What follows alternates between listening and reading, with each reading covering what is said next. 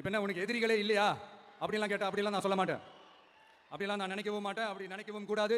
இப்பவும் சொல்றேன், அரசியல் ரீதியா சொல்றேன், ரெண்டு பேருக்கு நடுவுல தான் போட்டியே.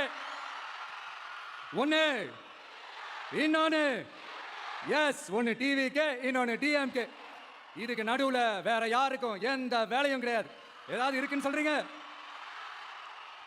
எலெக்ஷனுக்கு முன்னாடியும் அவங்களுக்கு ஒரு வேலையும் இல்ல. இப்ப எலெக்ஷனுக்கு அப்புறம் சுத்தம்.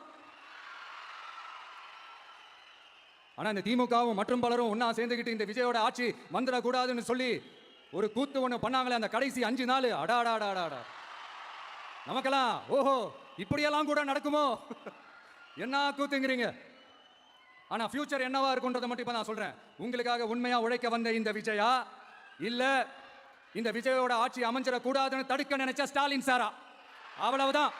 இதுக்கு நடுவில் வேற யாரும் எந்த அல்லு சில்லும் உள்ள வந்து நம்மளை தடுக்கிறதோ எதிர்க்கிறதோ ஏதாவது பண்ணாங்கன்னா நிர்வாகம் அதுக்கு பொறுப்பில்லை ராஜா, நிர்வாகம் அதுக்கு பொறுப்பில்லை. ரிசல்ட் என்னவா வரும்ன்றது அது உங்களுக்கே நல்லா தெரியும். நம்மளை ஏளனமா பேசுறதா நினைச்சு அவங்களுக்கு ஆப்பு வச்சுக்கிறாங்க. திமுக நம்மளை தடுக்க திமுக நம்மளை எதிர்க்க திமுக நம்மளை அவமானப்படுத்த அத்தனையும் நமக்கு நன்மையே.